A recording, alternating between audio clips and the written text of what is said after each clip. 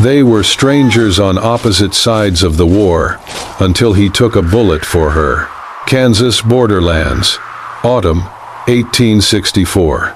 The hills of eastern Kansas rolled like open hands, dry grass waving beneath a pale sky, bruised with the smoke of distant fires. War did not draw neat lines in this part of the country. It bled through towns, crept into barns, burned across meadows, and now it was here.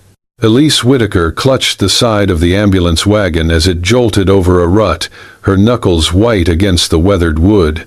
Her nurse's apron, already soiled from days of tending the wounded, clung to her damp frame as wind whipped through the canvas flaps. Gunfire cracked through the trees. "Ride harder," someone shouted. "They've found us." The horses screamed as riders emerged from the brush, Confederate raiders in gray and butternut uniforms, rifles raised. In seconds, the orderly ahead of Elise was shot clean off his saddle. The wagon jerked sideways. Elise was thrown from the back and landed hard in the underbrush, the breath punched from her lungs. She scrambled upright, heart thudding like thunder in her chest. But before she could run, a rifle barrel was pressed to her shoulder. "Don't," a voice said. She froze. The soldier before her looked no older than 25. His hat was pulled low, shadowing a sharp jaw, and eyes the color of overcast steel. Dust clung to his coat. A revolver hung from his belt. He did not blink. "I am not armed," Elise said, forcing calm into her voice. "I am a nurse." A few more soldiers circled in behind him, shouting to each other as they secured the remaining prisoners. The air smelled of gunpowder and sweat. The young soldier kept his rifle up. "A Union nurse?" "Yes." She swallowed hard. "But I do not carry a weapon. I tend the wounded. On both sides, if need be." His eyes narrowed. "What's your name?" he asked. "Elise Whitaker." He stared at her for a long moment. Around them, the chaos of capture unfolded. Men shouting, wagons being overturned, a horse screaming as it was shot. Elise's fingers curled at her sides, ready for the worst. Then, slowly, he lowered his rifle. "I know what you are," he said. "I have seen enough of this war to know what mercy looks like." Elise did not answer. Her knees threatened to buckle, but she stood. One of the older soldiers nearby called out, "Macallen, what are you doing? Tie her up." The young man, Macallen, glanced back at Elise, then replied without looking away, "She is not a soldier. She is no threat." The older man spat. "She is a Yankee."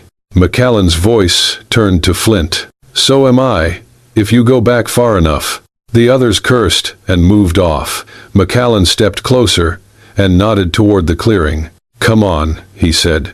"They will not hurt you, not while I am here." She followed, still stunned. Her legs moved before her mind caught up. Around her, Confederate soldiers were looting the wagons, kicking through crates of bandages and water flasks. The wounded were rounded up. She saw one of the Union medics, young, barely a man, clutching a gut wound and sobbing. Elise tried to rush to him, but Macallen caught her by the elbow. "Not now," he murmured. "You will only get yourself killed." "I can help him," she insisted. Macallen's grip loosened. His face tightened with something unreadable. Then, with a sigh, he said, "Stay close to me. Do not speak unless I tell you." Together, they crossed the bloody ground. And though she did not know this man, his name, his politics, or his past, Elise felt the unmistakable weight of something shift. Not trust, but perhaps the absence of fear. The outpost was little more than a cluster of tents tucked deep into the Kansas woods, the kind of place drawn hastily on war maps and quickly forgotten once the fighting moved on. Elise Whitaker sat on a wooden crate just outside the canvas tent they had given her. There were no bars, no chains, but escape was impossible. The woods stretched wide, full of men with loaded rifles and orders shaped by suspicion. A small fire burned low in the clearing, barely enough to hold back the early autumn chill. The scent of damp leaves clung to the air, mixing with ash and the faint tang of gunpowder. Luke Macallen leaned against a tree nearby, arms folded, rifle slung over his back. His uniform, though worn and stained with the grit of war, still bore the insignia of the Confederate cavalry. He said nothing, but his eyes never strayed far from her. Elise shifted, glancing at him.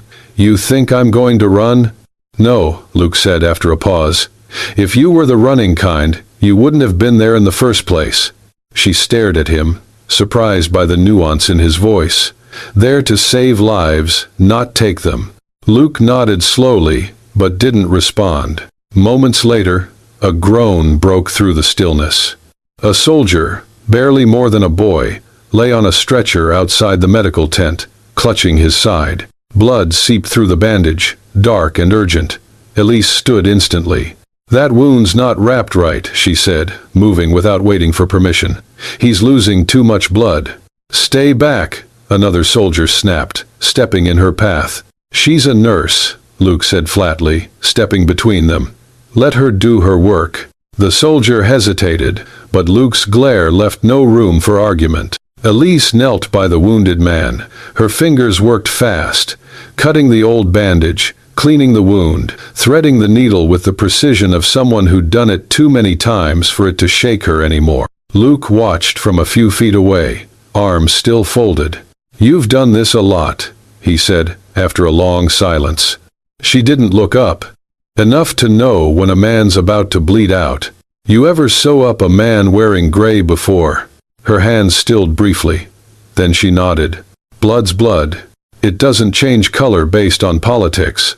Luke tilted his head slightly, a flicker of something unreadable in his eyes.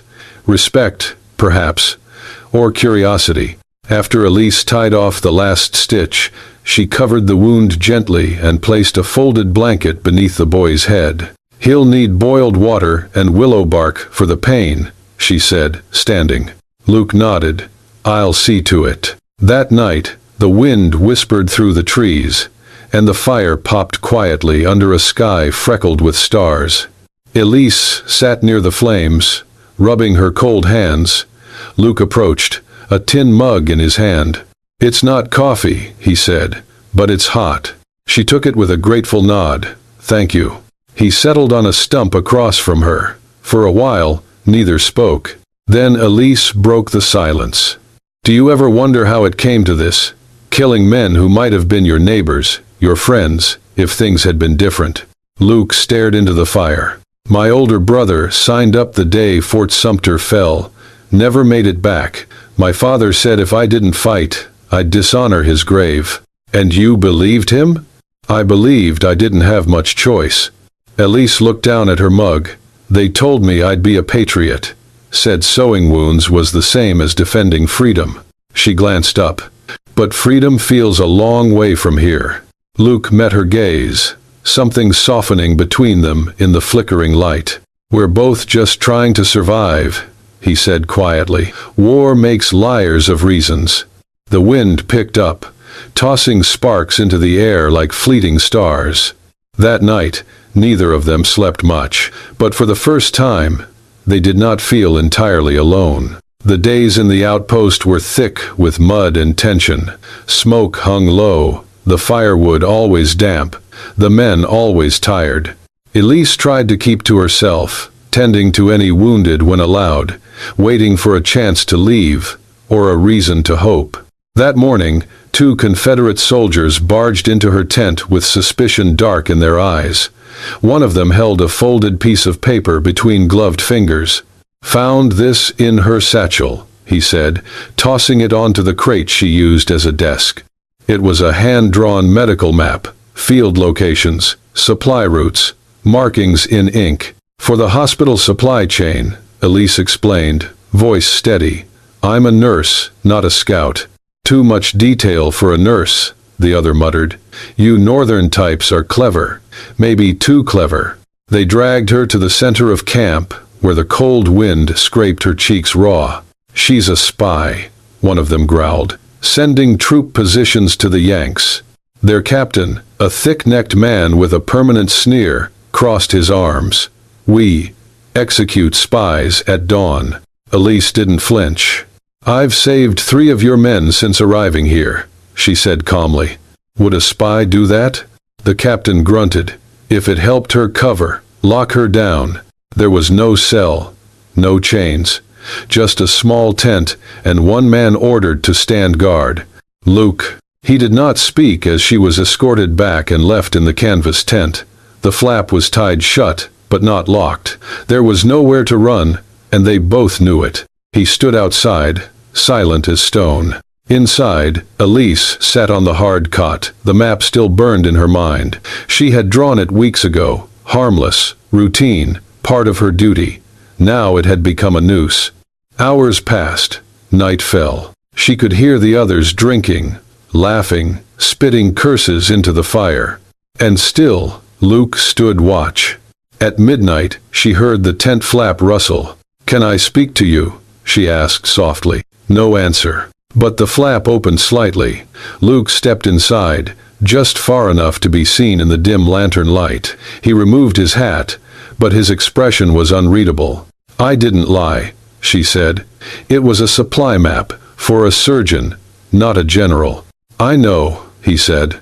His voice was rough with restraint. "Then tell them," she whispered. He looked away. "I can't." "Why not?"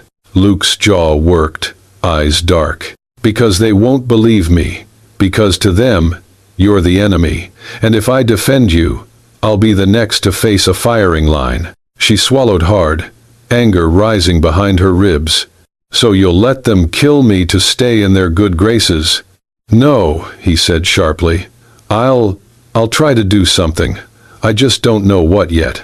You could untie the flap, walk me out, right now. And where would you go, Elise? We're in the middle of nowhere, with wolves in both directions." She had no answer. Luke took a deep breath and turned toward the door. He paused, one hand on the tent pole, the other resting on the butt of his revolver. "I'll be outside," he said. "If anything happens before dawn, I'll be ready." And then he was gone, a shadow against the moonlit snow. Outside, Luke stood motionless for hours, not blinking, not moving, every muscle locked in place. The weight of his pistol at his hip felt heavier than it ever had. He was not loyal to the South. Not anymore. Not truly. But treason was a dangerous thing. So was letting someone good die for nothing. And as the fire died down, and the night grew still, he gripped the hilt of his gun, weighing the consequences, knowing full well that dawn might demand a choice he could never undo. The sky was the color of iron when Elise was led out of the tent, her wrists trembling though they were not bound. The frostbitten ground crunched beneath her boots, as 2 Confederate soldiers flanked her, young, stone-faced, rifles slung tight across their shoulders. Around them, the early camp stirred in murmurs, breaths curling in the cold. Luke stood near the stables, jaw clenched. His right arm was wrapped, still stiff from the bullet graze he had taken the week before. But that wasn't why he winced as Elise passed. It was the look in her eyes. Not fear. Resignation. As though she had accepted that mercy was no longer part of this war. Major Denton, their commanding officer, paced near the central fire, hands behind his back. "Miss Whitaker, we have reason to believe your map markings were not simply for medical logistics." Elise's voice was calm but firm. "I marked hospital supplies. And wounded checkpoints. You can read the legend." "I can read deception," Denton snapped. Luke took a step forward. "Sir, she's not a spy." Denton turned sharply. "You forget your place, Macallen." "No, sir, I remember exactly what my place is." His voice trembled under the weight of held-in rage. "It's not letting an innocent woman get shot because we don't understand how ink works." "Enough," Denton barked. "Take her to the edge of camp. We'll question her properly there." Elise swallowed hard but didn't resist as the soldiers moved her forward. Snow had started to fall again, thin and cruel. They reached the clearing where burnt tree stumps formed a crude ring, A few men were already there, watching, some nervously avoiding her gaze. A bottle passed between two of them. One drank deep, Corporal Rayner. His cheeks were already flushed from liquor. Luke arrived a few paces behind, every step heavier than the last. Elise was placed in the center. Denton approached. "Last chance. Tell us what you were delivering and to whom." "I already told you," Elise said quietly. "I don't lie, even in war." Rayner stumbled forward, the bottle swinging from his hand. "Lying which?" he slurred, raising his revolver. "We lost 6 men last week. You knew where we'd be." "No," Luke roared. But Rayner had already raised the gun, and then everything moved too fast. Luke lunged. The shot rang out. Elise screamed. Luke crashed into her, his arms wrapping around her shoulders as the force of the bullet sent them both to the ground. For a moment, everything was silent, until the dark stain began to spread across his coat, blooming from the shoulder like a terrible rose. Blood. Elise stared in horror. He had taken the bullet meant for her. Voices erupted. Soldiers rushed in, some shouting for order, others dragging Rayner back, his pistol knocked from his grip. Denton shouted for calm, but no one was listening. Elise pressed her hands to Luke's wound, trembling. "No, no, no, stay with me. Luke, look at me." His eyes fluttered open, jaw clenched in pain. "You all right?" "You idiot," she whispered, tears streaking down her cheeks. "Why would you do that?" He gave a breathy, pained chuckle. "Didn't have time to think. Just saw the gun. And you." She pulled off her shawl, folding it against the wound. Blood soaked through instantly. Denton stood over them now, face ashen. He could have killed her. "She saved one of ours last week," another soldier muttered. "Saved Tom with barely anything but rags and boiled snow." "She's a healer," someone else said. "Not a damn spy." Denton looked around. No one would meet his eye. Not anymore. He cleared his throat. "Let her go." Elise froze. "What?" "You're free to leave," Denton said. "You were right. You're not the enemy." She didn't move. "And him?" "Your choice," Denton said gruffly, turning away. "But I suggest you run before I change my mind." Luke grunted. "You should go." "Shut up," she said, voice trembling. "You don't get to tell me what to do." He smiled faintly. Always so stubborn. She tore another strip from her underdress, pressing it into the wound. "Someone bring me water. Clean rags. Whiskey if you have it." Silence.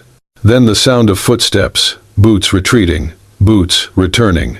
Someone brought a canteen. Another knelt beside her with a cloth. Luke faded in and out, but Elise never let go. As the camp dimmed into dusk, wordless and watchful, she worked by firelight, a white dress stained red, hands steady, heart breaking, but staying. She had been told she was free to run, but she stayed, for the man who hadn't hesitated to bleed. The blizzard came without warning. Snow slammed the trees like cannon fire. Winds howled through the forest like ghosts mourning the dead. The canvas tents buckled under the weight of snow, and soon the men abandoned the open encampment for the only real shelter they had, a half-collapsed hunting cabin left behind by trappers. Elise had refused to leave Luke behind in the medical tent, not after what he had done. When the commanding officer waved them off with a grunt, she wrapped his injured shoulder tight, packed what supplies she could carry, and helped him to the cabin, step by agonizing step. Now, days had passed. The outside world was a wall of white. No scouts could leave, no reinforcements would arrive. The soldiers passed their time in uneasy silence, playing cards, sleeping in shifts, muttering about home. Inside a smaller back room of the cabin, Elise and Luke occupied a corner near the fire. His shoulder was still bandaged, the wound healing slowly. He winced whenever he moved, but never complained. Elise tended to him with the same steady hands she had offered men on both sides of the war, but something had shifted between them, something unspoken, hanging in the air like the cold. Luke broke the silence first. "I thought I would feel proud," he said one evening, voice low, as Elise cleaned the wound. "When I enlisted, when I put on the gray coat, I thought I was protecting something worth dying for." She paused, not looking up. "And now?" He turned his head, staring into the fire. "Now I don't even know what I'm fighting for, or who I'd be if I took the uniform off." Elise pressed a fresh cloth against his shoulder. "You are not your uniform." Luke let out a bitter breath. "Aren't I? Every time I look in the mirror, I see the man who didn't stop them." She looked at him then. "I never pulled a trigger," he went on, eyes distant. "But I stood still while others did. I watched civilians dragged from homes, farms burned, and I said nothing." His voice cracked. "That makes me worse." Elise reached for a tin of salve, her fingers trembling. "You're not alone in that," she said quietly. "During the worst of it, I saw Union surgeons refuse treatment to men just because they wore gray. One of them bled out on the table next to me. I did nothing. I was scared. I was complicit." Luke turned to her, his gaze raw. "You're not like them." Her eyes shimmered, rimmed with the fire's glow. "Neither are you." A long silence passed between them, heavy and honest. "I used to believe in the Union like it was a church," Elise whispered. "But the longer I served, the more I realized neither side holds all the good or all the evil." Luke nodded slowly. "War turns us into things we swore we'd never be." Outside, the wind screamed, rattling the shutters. Inside, it was quiet enough to hear their hearts. Elise leaned forward, her hand brushing against his. He did not pull away. "You saved my life," she said. He shook his head. "No. I could not let them take you. That is all I knew in that moment." "That's everything," she whispered. For a while, they sat like that, hands barely touching, warmth blooming between them despite the frost. They didn't speak of sides after that. Not that night, nor the ones that followed. In the silence, something fragile and beautiful began to take root.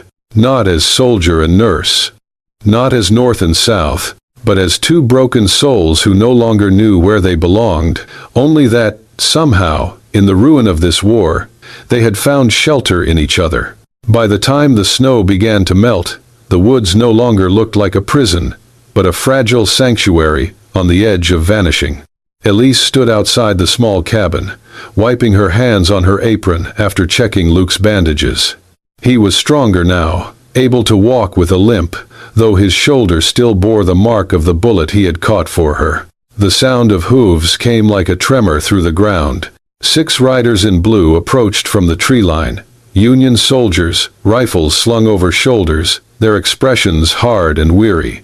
The Stars and Stripes banner flapped faintly behind them. One of them dismounted, a young lieutenant with frost in his beard and suspicion in his eyes. "Elise Whitaker?" he called. She stepped forward, jaw tight. "I am. You were reported missing. Some say captured, some say worse." "I was neither," she said firmly. "I've been here, helping the wounded." "That man," she gestured to Luke, who had stepped outside the cabin behind her, "took a bullet meant for me. He saved my life." The soldiers turned to Luke, eyes narrowing. His gray jacket, though worn, still marked him unmistakably as Confederate. "He's a rebel," one of them snapped. "You should be turning him in, not defending him." "I owe him my life," Elise said. "He's no threat, not anymore." But her voice trembled, not from fear, but from the sick understanding that it would not matter. The lieutenant gave the nod. 2 soldiers moved forward, rifles raised.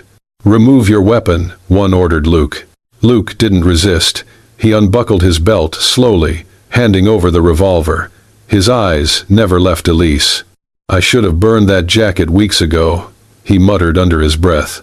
"Is he your prisoner?" the lieutenant asked Elise.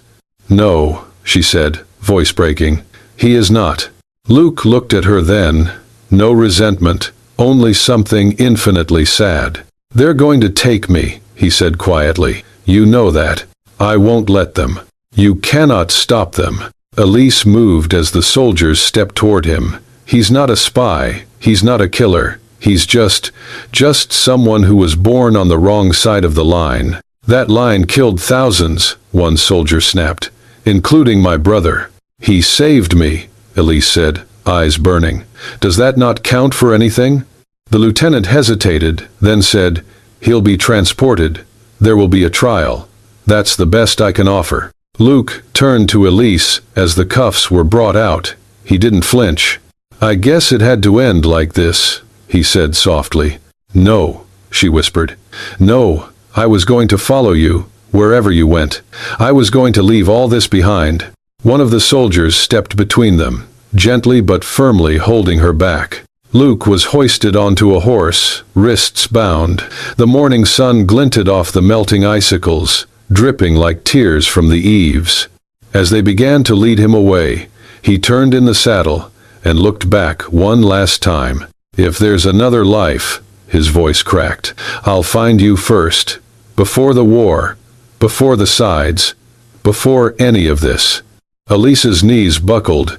She sank into the wet slush, skirts soaked, her hand pressed against her lips as sobs shook through her.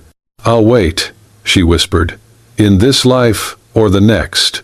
The forest held its breath, and the thawing silence swallowed them both. Spring of 1865 arrived not with celebration, but with silence.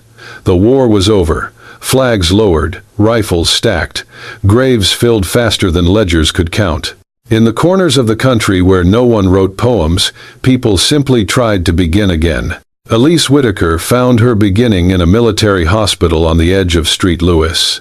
The walls were thin, the cots crowded, and the men broken in ways no scalpel could reach. She worked quietly, efficiently. She dressed wounds. She read aloud to those who had gone blind. She wrote letters for men who had no hands, left to write their own. But there were no letters from Luke. No one could tell her if he had survived the march, the trial, or whatever purgatory the army sent half-saved rebels into. She asked discreetly at first, then less and less. She told herself silence was safer than hope. Until the letter came. It was left on her cot during the night. No envelope, no return address, just a single sheet of paper, folded twice, her name written in a handwriting she had not seen in a year but would never forget. Inside, it said, "To the girl with prairie eyes, I still owe you a summer." That was all. She pressed the note to her lips, then tucked it into the inside of her coin purse. It stayed there through months of quiet waiting, through long days of tending wounds, through nights when the ache in her chest returned like fever. Then, one afternoon, a new patient was wheeled in from a field transport. "Shell shock," the orderly said. "He caught a blast near Franklin. Blind. They don't know if it's permanent." Elise approached the cot slowly, clipboard in hand. The man lay still, his face gaunt and bandaged, eyes covered with gauze. His hands, though bruised, rested open at his sides. She reached for his chart. The name read, Luke Macallen. Her fingers trembled. She dropped the clipboard. The man turned his head slightly. "I heard that," he said with a faint smile. "You always drop things when you're nervous, Elise." Her breath caught. "Luke?" she whispered. "I was wondering how long it would take you to find me," he murmured. She sank onto the edge of the cot, speechless. His hand found hers, fumbling, then steady. "I followed your voice," he said, "all through the noise. That day in the snow, I kept thinking, if I live, I'll find my way back to her." Tears filled her eyes. She leaned forward, resting her forehead to his. "I never stopped waiting. Even after I wore the wrong colors? I stopped believing in colors the day you bled for me." They sat in silence, not needing more. In the crowded ward, with sawdust floors and the scent of iodine thick in the air, a war ended for them that had not been marked by surrender, but by survival. And the promise of one long summer yet to come. The war had ended, but the wounds it left were slow to heal. For Luke and Elise, the peace of 865, brought no parade, no clear place to stand. After weeks of recovery, Luke regained his sight, but found his future blurred by a past no one was ready to forgive. Because he had worn gray, because his name had been etched into Southern ranks, many towns turned him away.